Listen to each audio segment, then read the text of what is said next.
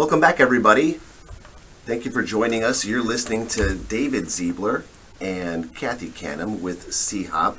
Today we're going to be talking about coaching. What is it? Who's it for? What do you get out of it? What do you not get out of it? What can you expect from it? And who should you talk to about getting signed up for some coaching if you find that it's something that you want to do and that is going to help you professionally and personally develop? What do you think about coaching, Cathy?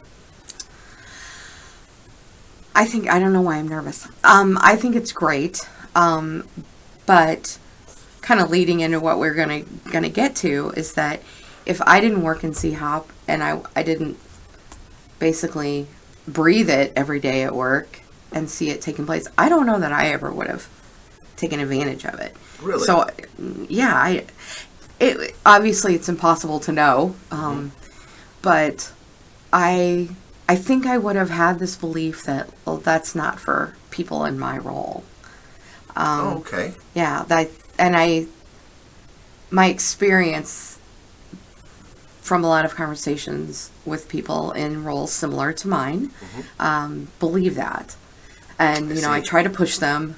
And so this topic of discussing this right now is actually really important to me because I want people to know that anyone can do it. It doesn't matter what your role is. You can really get a lot out of it. But then there's also the fears of the unknown that fall into it. So I'm hoping that maybe we can help with that a little bit today. Sure. We're going to let people know what coaching's all about. And, I'm so happy that you brought that up, Cathy.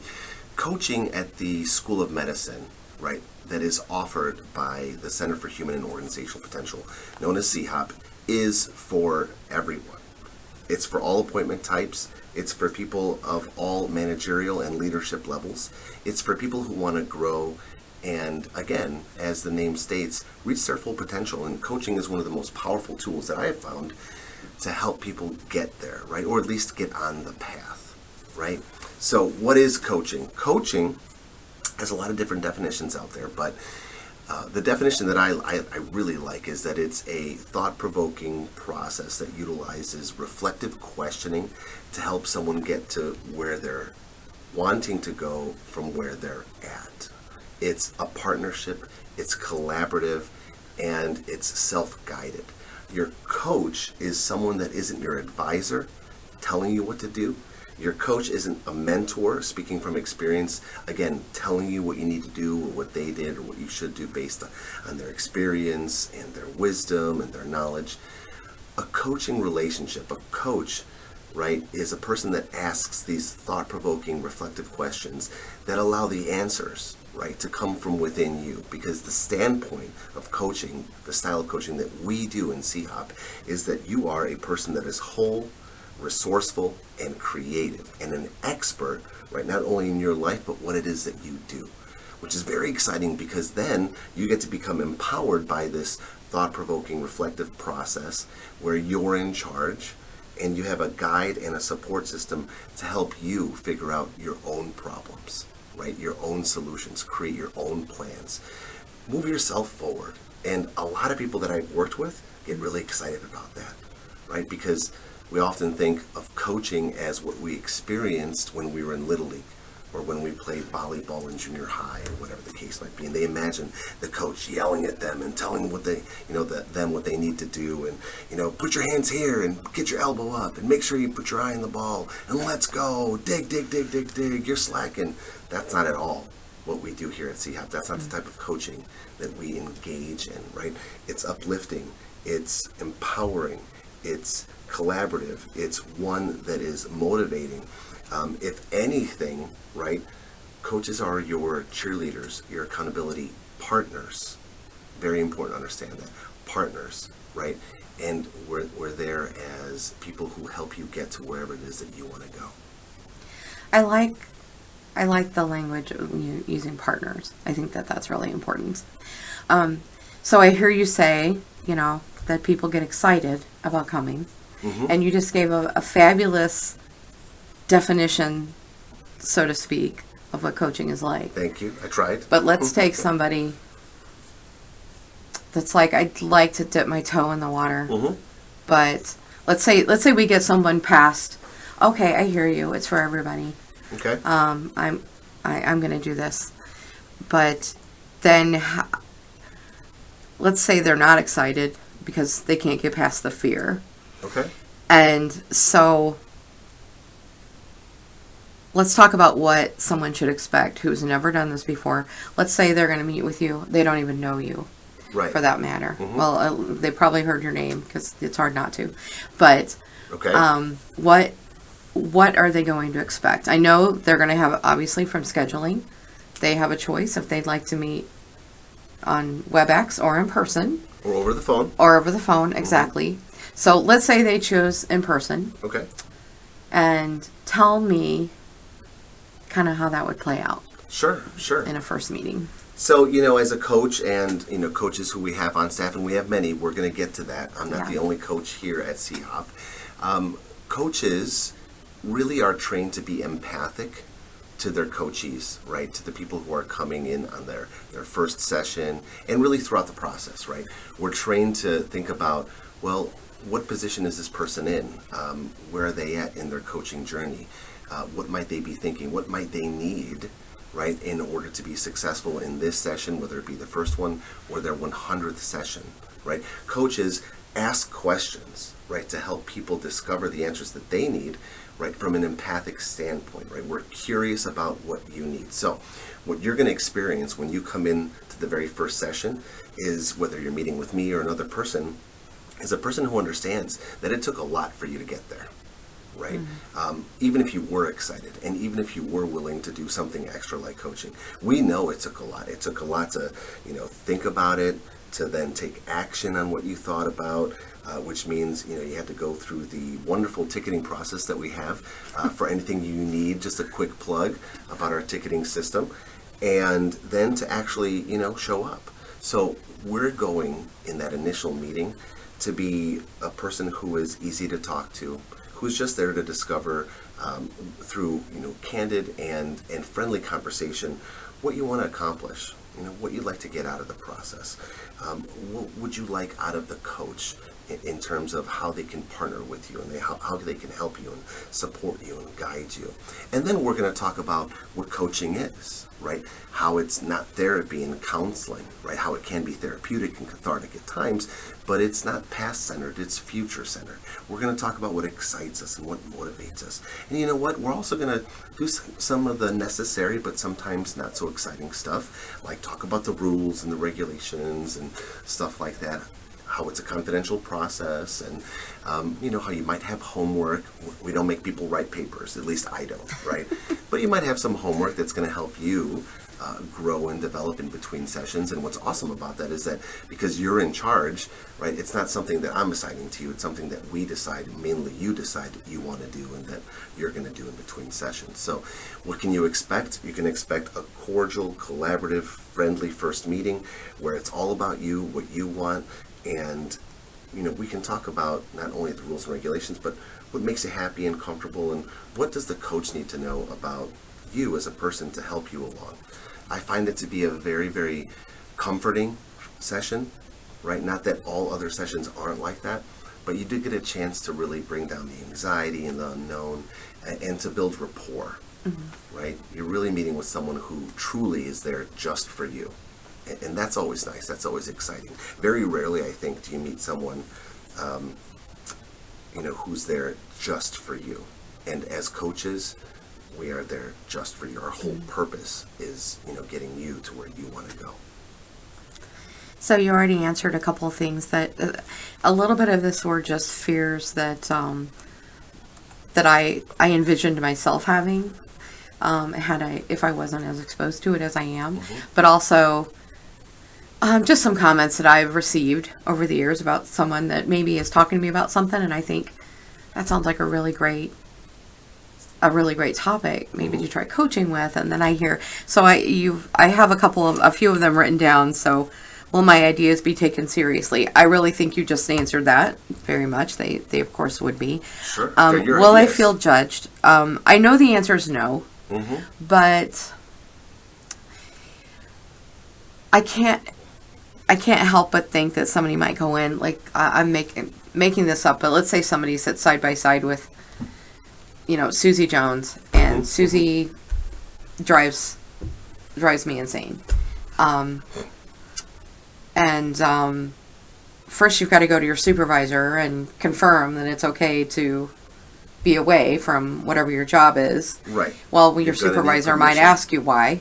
In some situations, maybe it would be good to explain, we don't get along, blah, blah, blah. I thought this might be an opportunity. So there might be some supervisors that think, hey, that's really great, good for you. But there might be others that maybe do judge, unfortunately. Well, why don't you just get over it instead of trying to find reasons to step away from the office?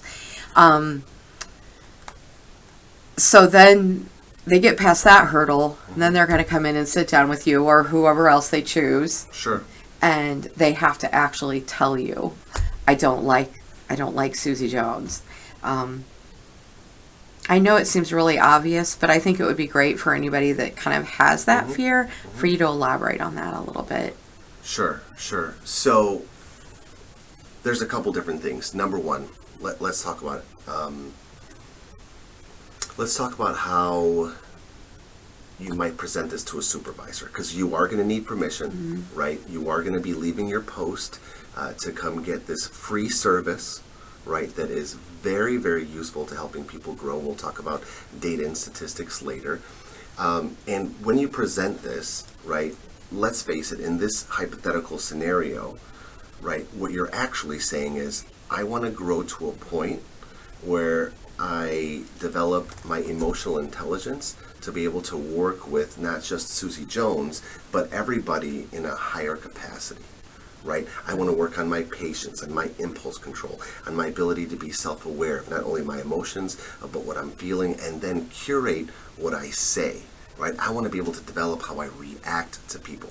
That's actually what you're saying to your supervisor, right? It isn't just they're annoying me and I need help. No. It's I'm being activated, I'm being triggered, I want to show up the right way at work, I'm looking to do some personal and professional development. I hear CHOP has some offerings. May I take advantage of this? What does it look like for me to be able to do this without disrupting, the operations of the clinic or the office or whatever the case might be? So that's important to understand, and that would be how I would advise you package it. Now, when it comes to judgment and bias, number one, classically appropriately trained coaches, right, which we have, again, on staff. I'm board certified. I'm seeking ICF credentialing, as are the other coaches. They're certified in certain methods, and they've gone through education, and they're also seeking ICF credentialing. We are trained to remove judgment and bias from our thought process, from the process of coaching, because what it does, if you are judging or being biased, is it hinders your ability to ask the right questions, right? I can't be curious and ask the questions that you need me to ask to prompt the right reflection and the right discovery if I'm already thinking, well, whatever it is that you create in your mind that a person who's judging and being biased might be, quote unquote, thinking. I can't be the best coach that you need. So automatically, in the type of training that we've received as coaches here at CHOP, we've been taught to purge judgment and bias so that we can be present with you. We also train to learn how to coach the person, not the problem. Right? So I'm not advising you. Yeah, I'm not advising you on what to do and how to solve the problem and what's necessary. Certainly at times, if you ask me, right, 5, maybe 10% of the time, I might give you a piece of advice, but 95 or 90+% of the time, I want to be in a position to be coaching you through asking questions. And if that's the case, that means that judgment and bias is automatically removed, because I'm not worrying about coaching the problem, I'm worrying about coaching the person, right? And the person, right, is worried about, well, how do I navigate being triggered by someone, right, in the workplace, because I want to act different, okay? So if that's the case, well, we discuss what triggers you, and what about that triggers you, and how does it appear, right? How do you show up when you are triggered? How do you want to show up? Right, and once we define how we want to show up and what the desired behavior is, what do we do? What type of actions do we take? What's our plan to actually act in that way when we are activated, when we are triggered? So, judgment bias, I wouldn't worry about it. In general, people are going to show up as coaches in a way that's going to be neutral and present and ready to be there to coach you, not the problem. Move forward in a way that you want to move forward. I find it really, I did not know that in the training you are literally taught to not judge. Like, so that wasn't just a crazy thought I had in my head. Yeah, like, no, that's actually something that's acknowledged and you receive training for. Sure, without a doubt, because then if we do judge and we are biased, if we let our background as a human being enter the conversation, what it literally does is then it not only clouds your ability to ask good questions, it causes questions to be laced with leading intention. Right? So instead of asking a question like, okay, so tell me a little bit more about what activates you when Susie Jones does what she does with you. Right? That's a pretty decent coaching question. It's open-ended. It's not taking one side or the other. What it looks like when judgment and bias clouds my ability to ask good questions is instead of saying something like what, I'll say something like why. Well, why would someone like that activate you? I mean... Automatically, right, you can hear the judgment in my voice, right? Well, why would something like that, or, what Susie Jones does that, why would that trigger you? I mean, and then right? My goodness, you can feel it. You're already on the defensive. And if you're on the defensive and you feel that I'm judging you by saying why, number one, and then my tone of voice kind of leading you to believe or know intuitively that I have my own opinion about it, you're not going to be able to reflect. You're not going to be able to get past that and think shuts it down. Exactly. Yeah. We don't want to shut you down. We want to open you up. I like to follow notes because I go rogue with my rambling, but I'm doing it anyway. So put on your seatbelt, people. Buckle up. Buckle up. Here we go. Well, heck, now I already forgot what it was. No. That's all right. When you were talking, I was thinking about, for me as a coachee, and I guess privy to a lot of what your training is, but obviously in a different way. I see ripple effects from coaching. So when I think of someone going to their supervisor and asking for this, I think you can have 5 sessions or however it works out to be, but for me, I can go back. I've probably done at least 3 super thorough coaching sessions with you, and they were never on the same topic for the most part. And I could tell you the details of each one of those, and they've all taken place within the 6-year span of me being in C-HOP. Sure. And the ripple effect of each one of those, and how, I don't want to go into detail just because obviously personal, but well, they are confidential conversations. Yes, exactly. But I will catch it's almost like it just makes this new little pathway in my brain. And I will go back to that pathway every once in a while and realize this is hitting on this and this. Yeah. And I go back to it, and then because it was so incredibly powerful and effective for me, I can sort of fall back into that, and then it'll help me in other situations. Sure. Now there's probably times when maybe it's like, I should probably go back and get some more coaching on this, or I should probably work on this a little more. But for the most part, I've been fortunate in that regard. I think it depends. Well, let me rephrase that. One of the comments that I had written down to talk about is this even going to work for me? I've gotten that comment before from people like, I don't even know if it would work for me. So I'm going to kind of blend that question in with, sure. I'm an incredibly reflective person. I have that kind of personality. Sure. We could talk you could coach me for 5 minutes and I could walk out of here and reflect on it for a week and come back to you and just have a whole book ready. Right. Because I think I'm pretty insightful. So I'm going back to the coaches that taught us in T-ball and all that kind of stuff. I'm coachable. I don't have the skills to begin with, but I'm coachable later. That's actually not true, though. I couldn't hit a ball to save my life. But in regards to this, coachable. So what about someone that thinks, will this even work for me? Sure. That isn't necessarily the type of person that likes to reflect or be insightful. I gotcha. Well, let me work backwards here real fast because you're talking because if you could follow that, I'm really impressed. Yeah, no, you're fine. I got my pen and paper here. So, number one, you talked about impact and how there are at least 3 coachings that you received that really caused some powerful behavior change for you. In fact, you used like neural pathways, right? Neural pathways are these things in your brain. They're like roads that your brain messaging travels down to dictate behavior.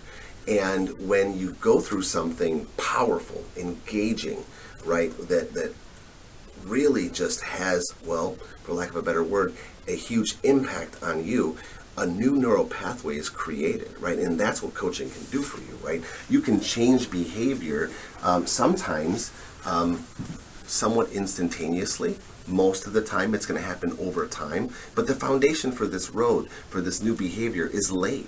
And if you think of it like this, you know, we grew up in, or we live in central Illinois, right? Everybody knows about roads and the different types of roads that exist, right? There's a dirt road, there's a gravel road, there's tar and chip, and then there's the final stage, which is a nice asphalt road that's been, you know, painted with white and yellow stripes, right?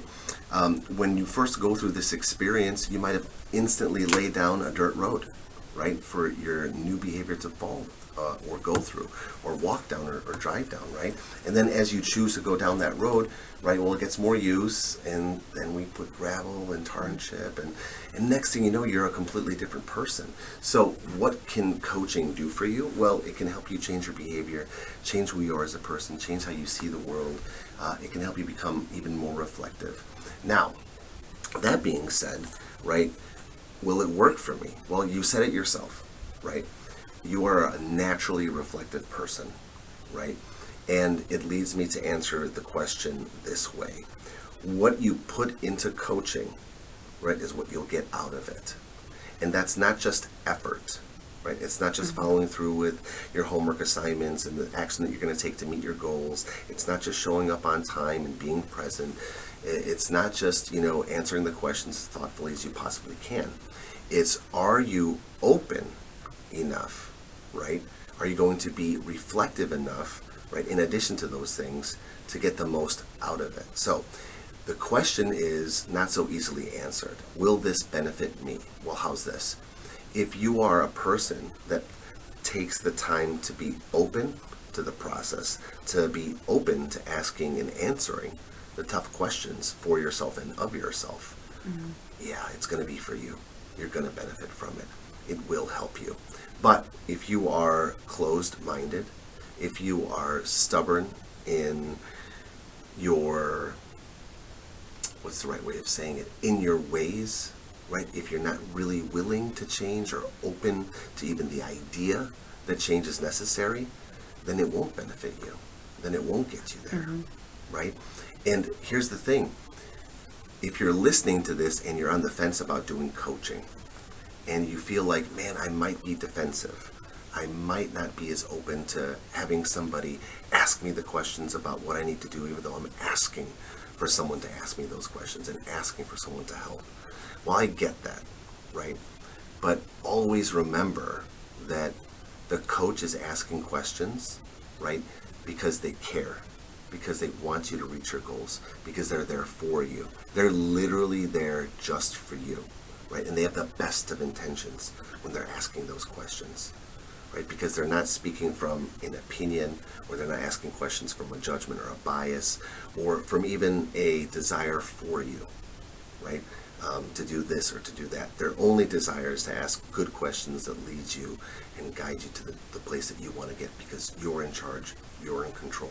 And if you're in control and you can control it and take charge of how open you are, you'll get the maximum benefit from it. And as you mentioned, it can be instantaneous, and it can happen over time as well. So, slightly segueing, Sure. you already talked about confidentiality. Yeah, And yeah. it goes without, well, I don't know, maybe for some people it doesn't go without saying that it's confidential. But Sure. my guess is are there any times when you feel like it won't be confidential? Well, great. Can you elaborate on that? Absolutely. Great question. So I'm not a priest. Okay. Coaches are not priests. And, we're not lawyers. So attorney-client privilege is not something that we would observe in the event of you stating you're engaging in illegal activity or plan to, or you plan to hurt yourself or someone else. Right? Those are the conditions for which I would break confidentiality, right? To keep yourself and others safe, I would break confidentiality, right? A disclosure of illegal activity, I would most likely, right? Bound by a code of ethics by the ICF and the Center for Credentialing and Continuing Education, I would have to break confidentiality, again, for the protection of yourself and others. But barring anything like that, we're keeping it confidential. It's between us. Now,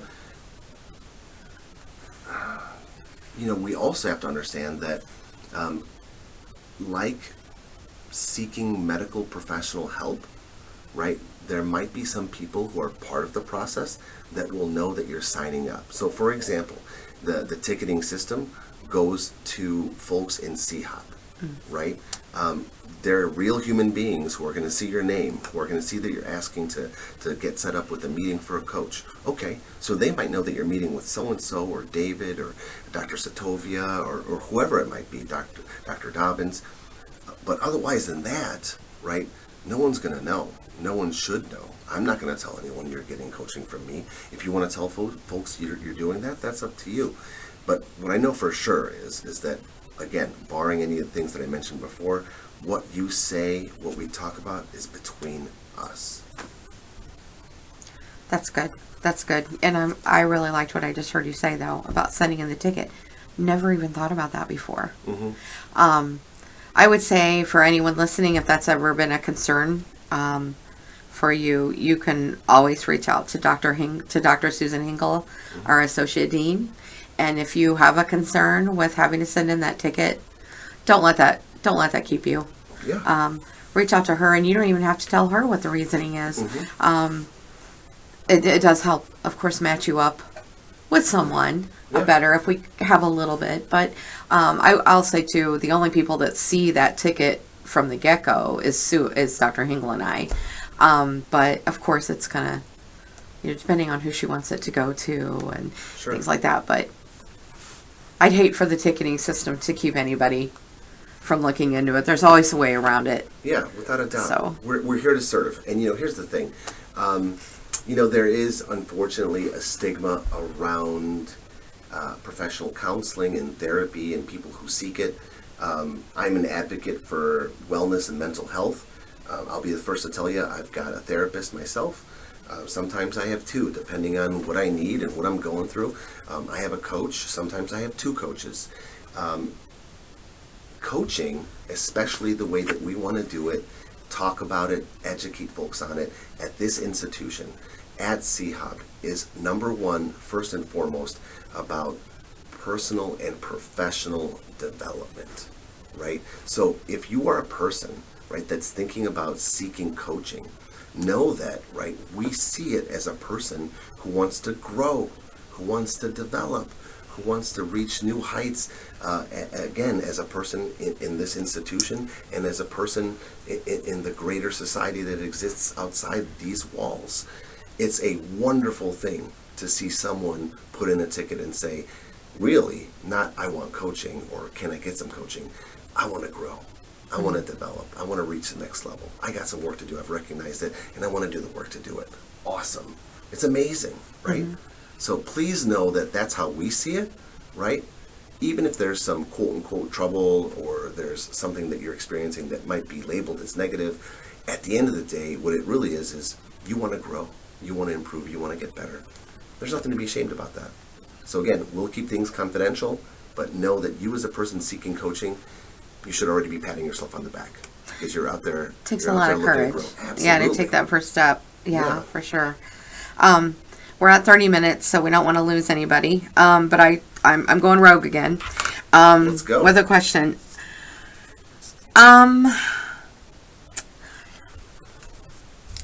So, I've joked before, like when we did roadmaps. Yeah. And I joked at the beginning about how we were going to want a couple volunteers. And I said, it doesn't have to be anything super serious because you're going to be doing a live coaching in front of a bunch of people. So it can be something super simple. Like, I think I've always fall back on, like, you get mad at your significant other on how they load the dishwasher and it just starts your day off rotten. And so do a coaching about that. Oh my God. So Can I just mention something about that real fast? Yeah. Okay, so I am the messy person in my relationship. Okay, my wife is OCD. She's type A. Her MBTI ends in a J. Mine ends in a P. Like, it's bad. But when it comes to loading the dishwasher, I have no idea. You're the expert? I am like, no. The forks face this way. There's one space in between them. The cups go here. The small ones on this side. The large ones on this side. Plastic up top over here because the heat is cooler. And then boom, boom, boom. And she's the one. Oh my goodness. She's the one who just throws it all in there. What? How ironic. I would have not guessed that. I couldn't believe that she's like that, and I can't believe, honestly, that I'm the person that's OCD about it. How funny. What is that? I don't know. Maybe you folks out there in podcast land can tell me. Make comment, like, whatever. If you get nothing from this whatsoever, we'd like your comments on if you...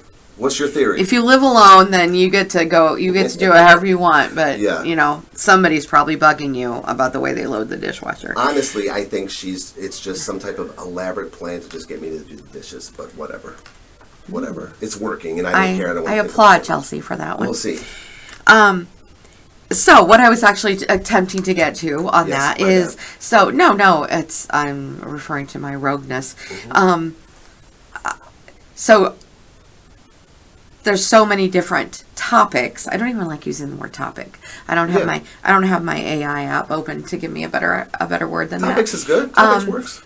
But I feel like there's probably people that don't think anything that's happening in their life is coachable, and that's fantastic if that really is the case. But I wonder sometimes if someone can't really identify that, oh, wait, when XYZ is happening, this is actually something that maybe some coaching would benefit me on. Sure. So short of me starting to ramble all kinds of topics off, I'm going to guess you probably could give a little more insight on that than me. I'm very excited you brought this up, and that's why it's great to sometimes go off script and be intuitive and go rogue as you mentioned it. So let's talk about the different types of coaching that exists, right, that we can provide through CHOP, right?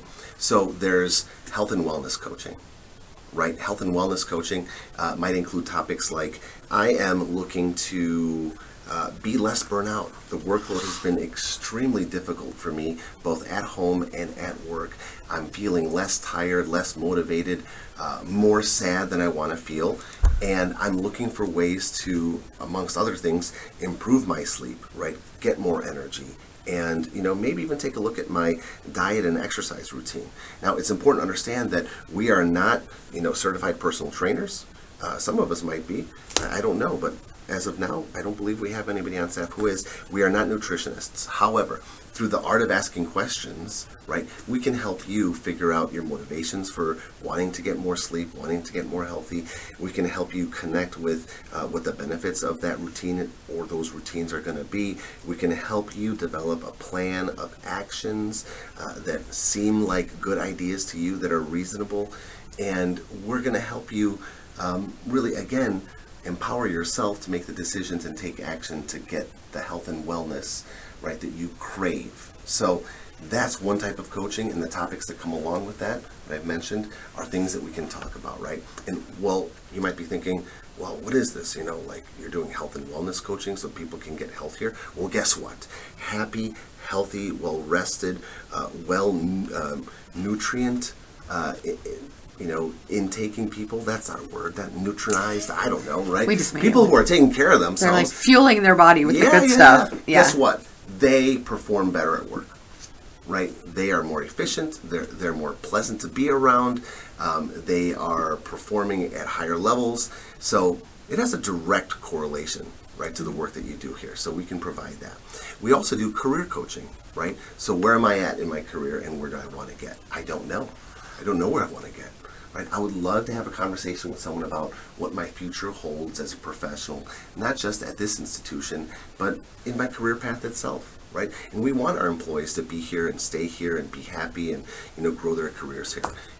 Sometimes folks don't know exactly how to do that or what they can do to do that. We can help you figure that out, right? Let's take a look at leadership coaching. You're a leader. You want to be a better leader. You don't know exactly how. Okay, well, that's a topic in and of itself. I know I need to be a better leader, or I know I want to be a better leader. I want to figure out what I need to do or what it takes to become a better leader or what I should even study. That's 3 different topics, 3 different coachings, 3 different sessions. Just right there off the bat, right?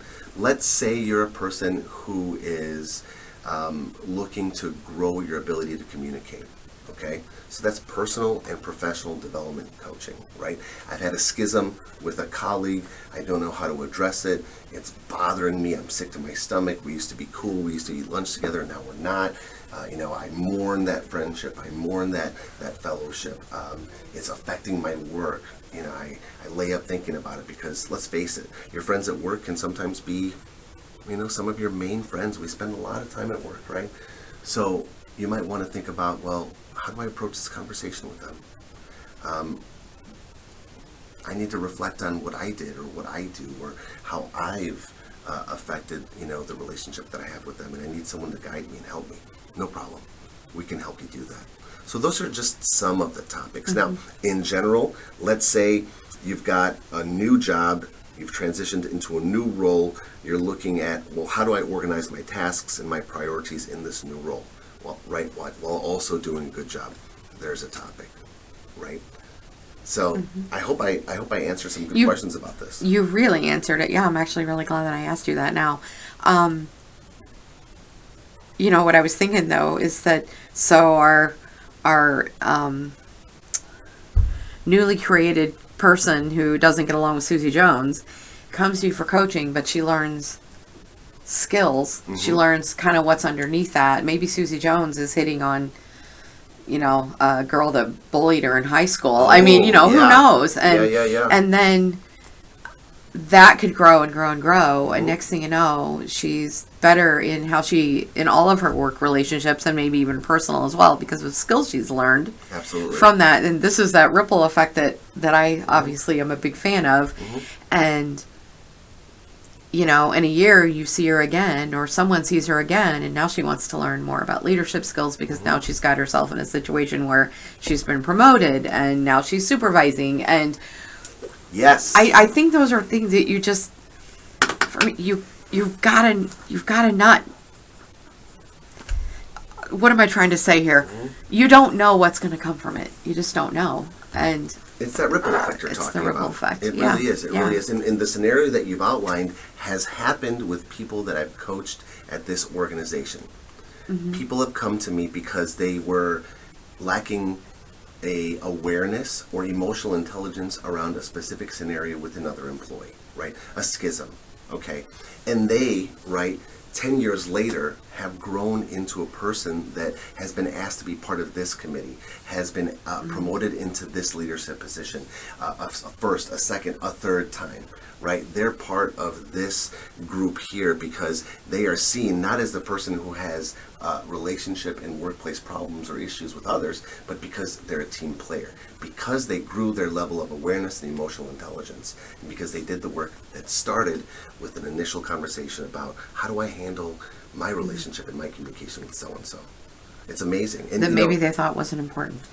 And it was. And it grew to all of these things. Yeah. Absolutely. Yeah. It's chaos theory, right? It's the flap of a wing of a butterfly on one side of the world can create a tsunami on the other side. Right? And it does have that ripple effect. ROI, return on investment for coaching, varies widely. Okay, but there's a reason for it.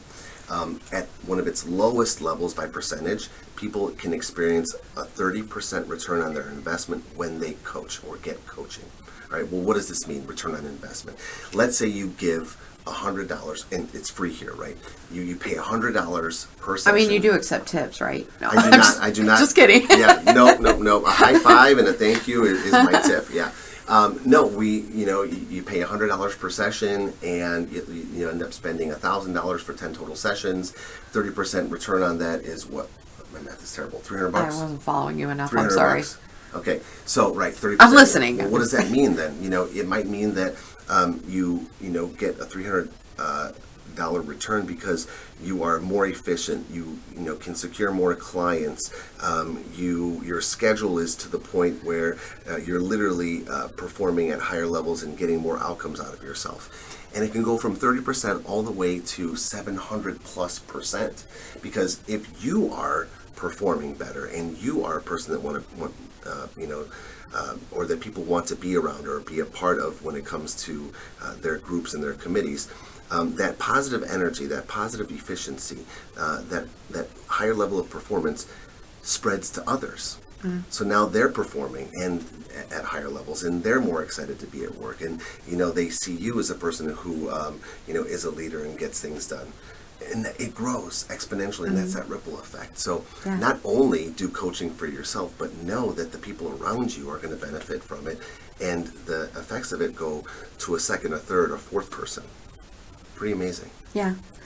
We're really fortunate that we have this offered here because, it's not common. It's not. In majority of organizations. It really isn't. We're actually an industry leader in the coaching services that we provide, but also, not to brag, but everything else that CHOP does, right? We've done the research, we've looked at it, we've compared ourselves to other organizations.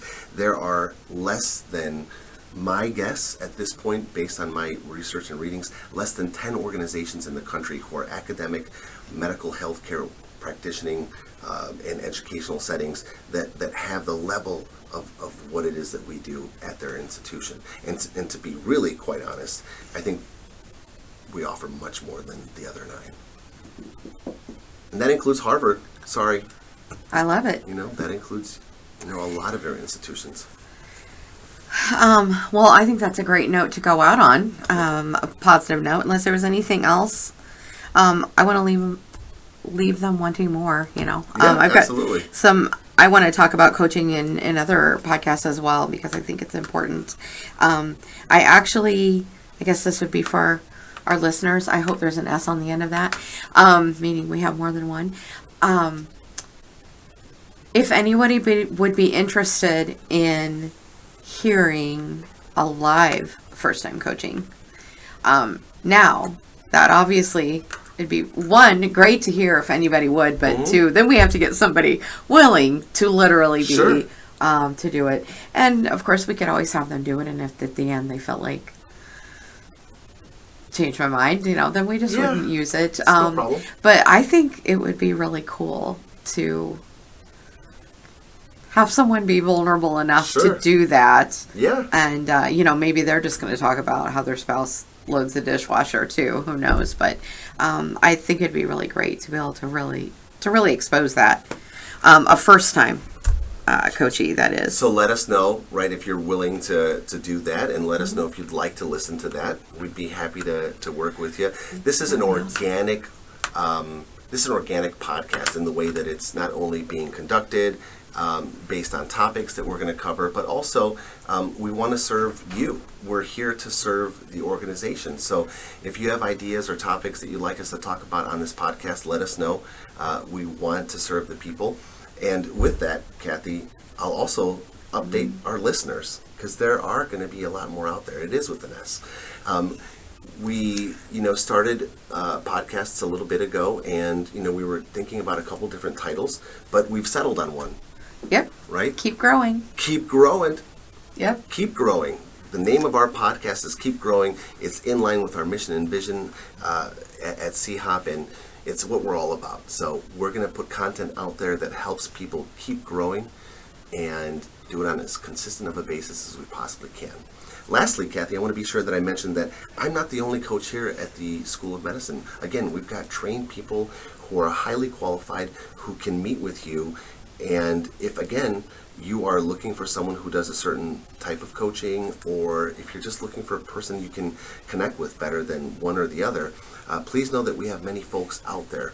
Our Hive webpage has a listing of our coaches, but I'm going to list off some names right now if you want.